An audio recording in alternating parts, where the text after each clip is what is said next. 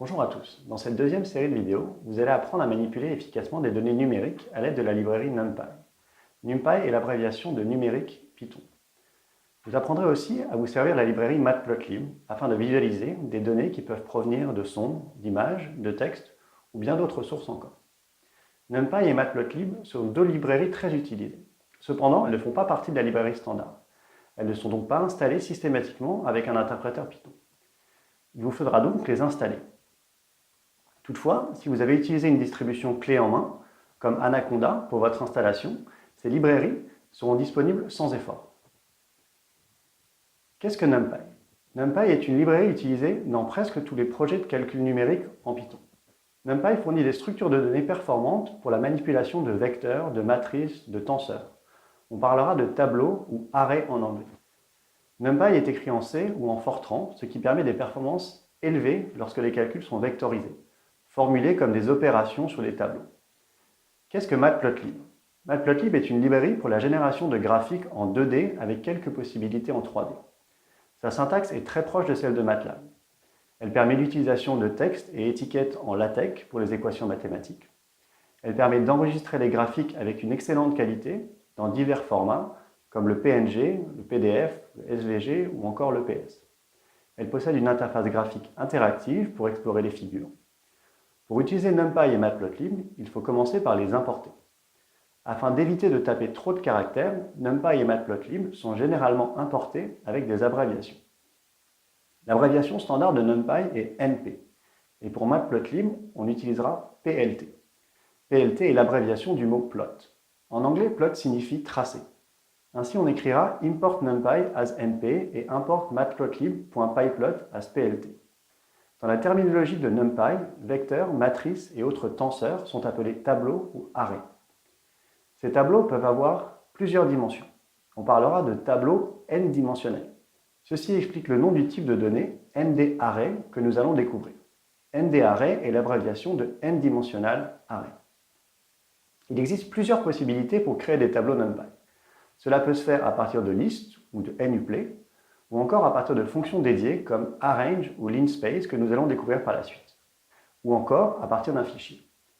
Dans l'exemple ci-dessous, nous allons créer un tableau nommé V à partir de la liste d'entiers 1, 3, 2, 4. On écrira V égale np.array appliqué à la liste 1, 3, 2, 4. On peut alors afficher V à l'aide de la fonction print. Et on peut afficher son type à l'aide de la fonction type. Nous voyons que V s'affiche de façon claire et que V est du type np.ndarray. V est un tableau NumPy n-dimensionnel. Voyons maintenant comment tracer le contenu de V. Pour ce faire, nous allons utiliser la fonction plot de la librairie Matplotlib. À l'aide de la fonction plt.figure, nous demandons l'ouverture d'une nouvelle fenêtre. Ensuite, la fonction plt.plot est appelée sur le tableau V afin de générer le tracé. Enfin, nous demandons l'affichage avec plt.show. Si vous exécutez ces trois lignes, vous allez voir apparaître le tracé ci-dessous. Sachez toutefois que la fonction figure peut être omise si aucun graphique n'est présent. Une nouvelle fenêtre sera alors automatiquement ouverte. La fonction show peut aussi être omise si la fonction iOn a été appelée. C'est le cas dans le logiciel Spider par exemple. iOn est l'abréviation de Interactive On, qui signifie que nous travaillons en mode interactif. Allons un peu plus loin dans notre découverte de Matplotlib. Nous affichons ici V en précisant les coordonnées d'abscisse X que nous définissons comme égales à 0, 2, 4 et 6. Le style de tracé demandé est R-. Cela signifie que nous souhaitons une ligne en pointillé et de couleur rouge. Le R est la première lettre de red qui signifie rouge en anglais.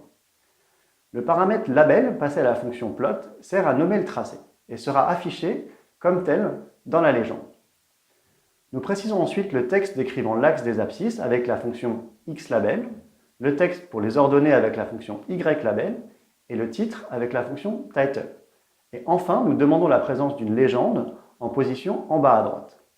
Cela produit le tracé ci-dessous, où nous observons que l'axe des x va de 0 à 6, que les valeurs successives de v sont bien 1, 3, 2 et 4, que les étiquettes sur les axes sont correctes et qu'il y a bien un titre et que la légende s'affiche correctement. Nous allons maintenant définir un tableau à deux dimensions, autrement dit une matrice. Nous définissons une variable m à partir d'une liste de listes. M s'affiche comme un tableau avec ici 2 lignes et 2 colonnes. La première ligne est 1, 3, qui est la première liste, et la deuxième ligne est 2, 4, qui est la deuxième liste. On peut donc accéder à un élément de M à l'aide de 2 indices. Ici, M crochet carré 0,0 prend pour valeur 1, ce qui est bien le premier élément de la première liste. De même, M de 1,1 est égal à 4. Nous pouvons afficher le type de M, et comme pour V, M est un tableau NumPy de type ND-array. Les variables de type ND-array, V et M, diffèrent par contre par leur taille. La taille d'une variable de type ND-array est accessible avec l'attribut shape. Ainsi, v.shape est égal à 4.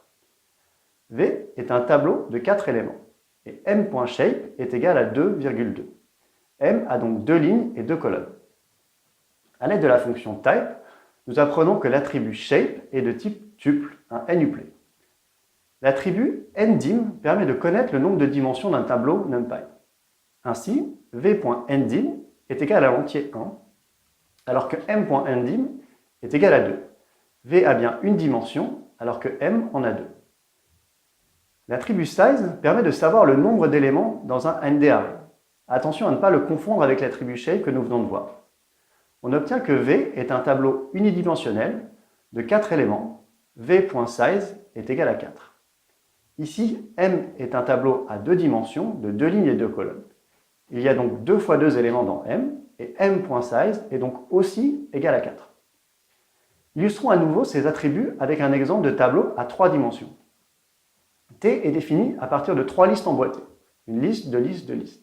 T.shape est égal au nuplet 1, 1, 4. Le nombre de dimensions de T est bien 3, et le nombre d'éléments dans T est encore une fois égal à 4.